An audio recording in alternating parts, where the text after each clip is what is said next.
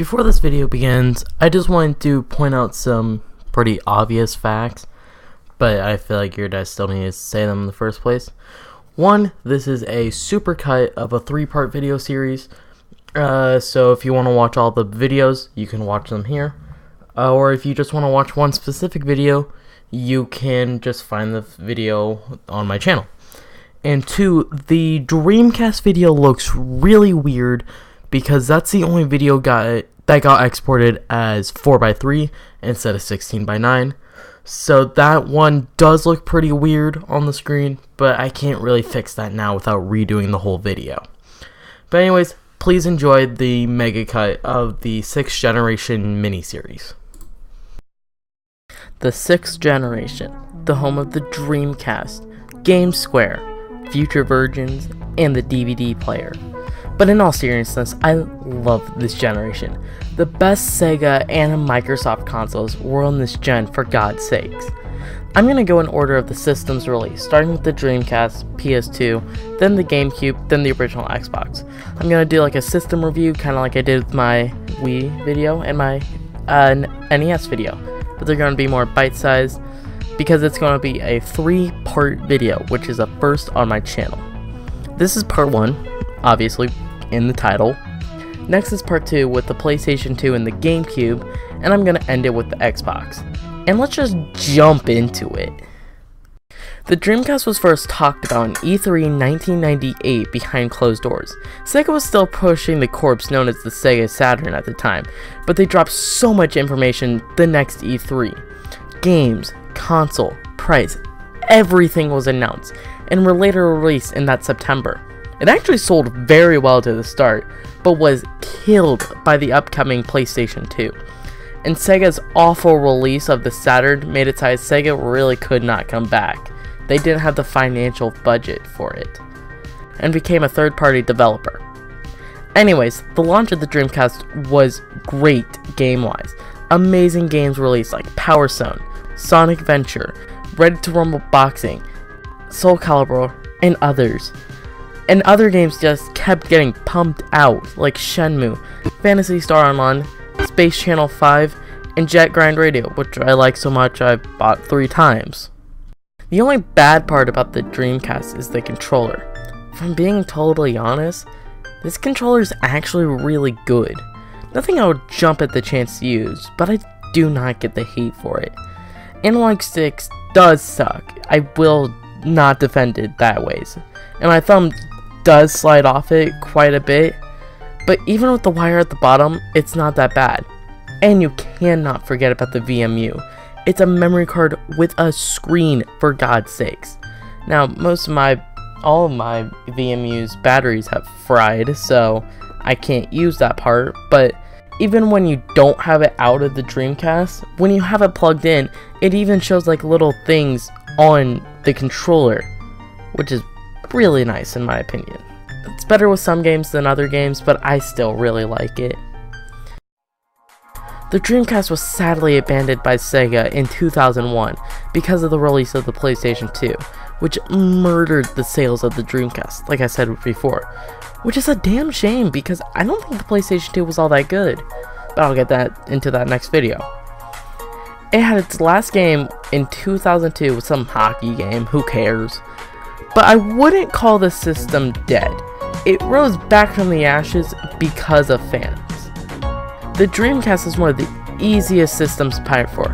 Hell, all of my Dreamcasts except for 4 I've burnt onto a CDR. All you need to download Dreamcast games is, again, a CD-ROM, PC with a disc slot, the game ISO, and that's it.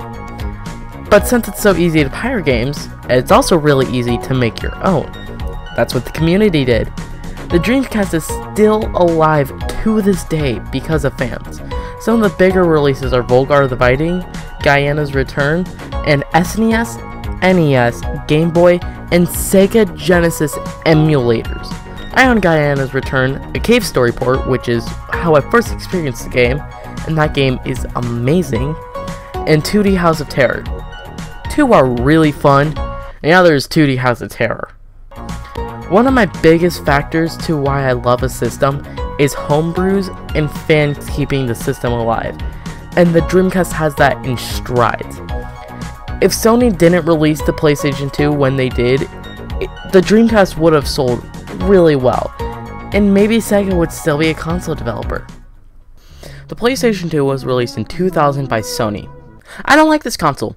I'm just getting that out of the way from the start. I don't think this console is good, for one reason. The controller is terrible. I get more into that, but y'all need to know that from the start. I don't like this console. And yes, I am biased. The PlayStation started development in late 1994, but wasn't officially revealed until E3 of 1999, like the Dreamcast. Unlike the Dreamcast, the PS2 didn't come out till March of 2000. It was everywhere. It sold $250 million worth of games, accessories, and obviously the console on the first day alone, destroying Sega's $97 million. There's two big reasons because of this. One, it can play all PS1 games and new PS2 games.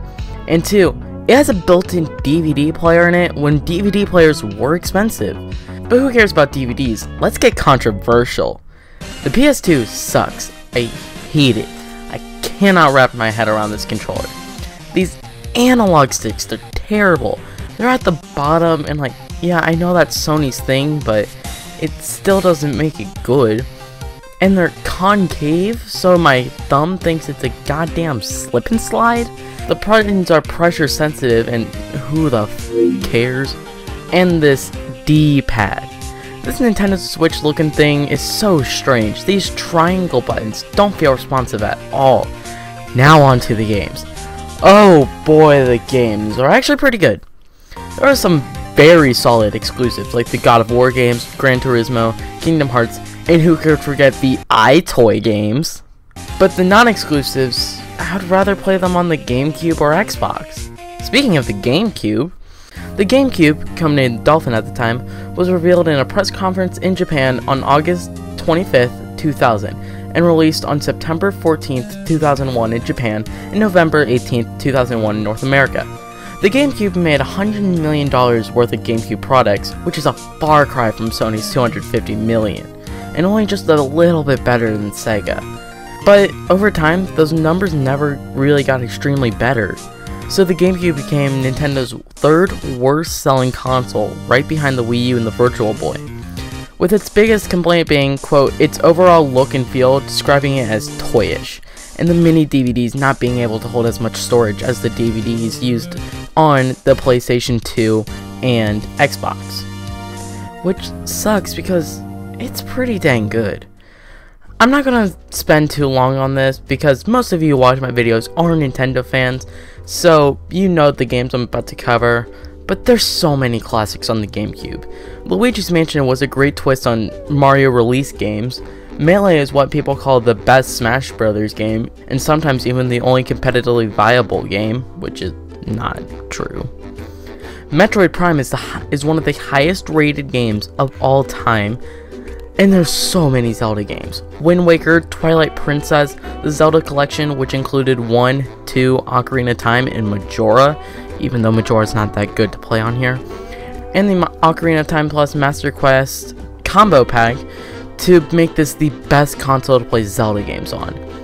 And Sunshine, which is one of my favorite mainline Mario games, which I even like so much I put it on my top 10 list that no one needs to see. Number 10.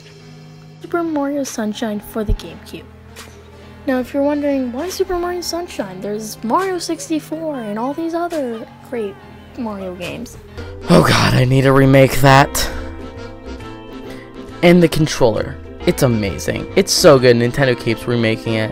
The GameCube even had the first good wireless controller in the form of the Wavebird controller that instead used radio frequency instead of IR. I have a special place in my heart for both these consoles. I grew up with both of them, playing the GameCube at my grandma's house and owning my dad's old PS2. And even though one gets better and better and better with time, and I have more problems with the other the more time goes on, I still love them. I can at least say both of them have Battle for Bikini Bottom on them, so I think they're the greatest things ever made. Microsoft wasn't new to video games. They released tons of games to be used on PC with their Windows operating system. They were doing great with Windows and didn't need to get into consoles. The most they did was letting Sega use a version of Windows, Windows CE, with the Dreamcast. But that all changed with the upcoming release of the PlayStation 2. It always comes back to the PlayStation 2, but it was a gigantic deal. Microsoft was shaking at the thought of the PlayStation 2 taking gamers away from the PC to the PlayStation. Microsoft would lose all their game sales to Sony. Bill Gates could not let this happen, so he assembled 4 members of the DirectX team to make a home video game system. It would run off Windows 2000 and DirectX 8.1 to make the fastest and best looking console of the generation. Even better, the console had a built-in hard drive so you could throw those memory cards in the trash. At some point during development, the team came up with Direct Xbox and some other less serious names like XX Xbox and Direct XX Xbox because of the more adult games on the platforms. And well, they weren't wrong. But they took the serious name, Direct Xbox, and quickly shortened it to Xbox. And it was shown off publicly at the Consumer Electronics Show in 2001 with Freaky Dwayne "The Rock" Johnson, and had a release date and price shown off at E3 2001 and released in November 15, 2001 in North America and early 2002 everywhere else. Now that was a long build-up for a console, the longest I've talked about in the series so far, considering it was also Microsoft's first go-around in the console business, so they better have some killer games at launch with it. And I'm happy to report they did. Amazing launch titles like Dead or Alive 3, Project Gotham Racing, Fusion Frenzy, Oddworld Munch's Odyssey, Tony Hawk's Pro Skaters 2 X, and the big one, the only, Halo Combat Evolved. This was the Mario of exclusives. It had an amazing single-player campaign and stupid fun multiplayer. I recently had a friend over, and what we did for most of the time was play Halo multiplayer on the original Xbox. And not to mention, it has the 15th best rated game on Metacritic. I cannot do this game justice, please go play it. It recently just got released on Steam, which, for shooters, keyboard and mouse is the best way to play, so I recommend you pick it up on Steam if you have a computer strong enough to run it. But the console didn't just have games at launch. Other games came out for the Xbox, and luckily, they kept up the same momentum. If we're talking just exclusives, Crimson Skies, Blink, Mechasalt, and even the return of Rare's Conquer with a remake of Conker's Bad Fur Day, and a new game, Grabbed by the Ghoulies, and Halo 2, The Squeakquel. It was so popular, it became the highest selling Xbox game, and still played in tournaments to this day. But besides it being a squeakquel to one of the best games of all time, it also had a revolutionary feature, online play, but I'll talk about that a little bit later. Just hold on. I also forgot to mention Fable here. I don't know why I completely forgot about this series, but it's really freaking good.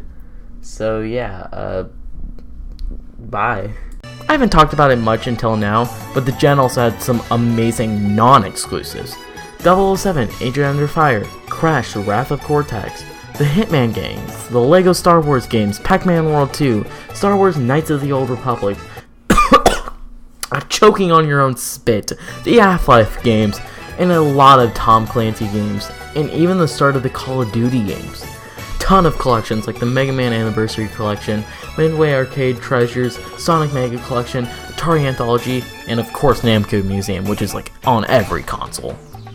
And even some amazing licensed games like Need for Speed Underground 2, Simpsons Road Rage and Hit and Run, Spider-Man 2, and all of the SpongeBob games. All these games are amazing and should be played if you haven't already. Before the Xbox and the PlayStation 2, multiplayer was local. You had to grab 3 of your friends for a heated game of Mario Kart, and when they go home, sucks for you, kid. You're playing by yourself with the computers again. But with this generation, games started going online, and Halo 2 is one of the biggest online games. So much that it was used in an Xbox Live ad. Edit, I must have been high on something, because it was not, like, at all. Not in any of the ads. I don't want to spend too long on this, so I recommend this video by Nikki Jakey. He does way better than I ever could. Now I need to talk about the controller. Every console video I've done has talked about the controller. The original Xbox originally came out with this mess. I would talk about how bad this controller is if I had one. Yeah, I would buy one for this video, but I want it to come out as soon as possible. And I could buy this USB Hyperkins one, but oh no, not at that price. So I get to talk about the S controller. This was the original launch controller for the Japanese market and came over here in 2002 due to massive criticism in the US about this Duke. Now, this is a beautiful controller. The look, the feel, it's like the 360 controller, but even better in my opinion. The triggers, oh my god, they're so good. The only problems I have is the black and white buttons being a bit hard to press, but that's probably most likely a me problem because of age. This is everything the PlayStation 2 controller should have been. I love this box with an X on top of it. It's my second favorite console behind the Wii. Amazing games, amazing controller, amazing design. I love it. What I don't love is the weight. Jesus Christ, this thing is a brick. So I think I take back everything I said. Screw you, Microsoft. Your console is overpriced and overweight.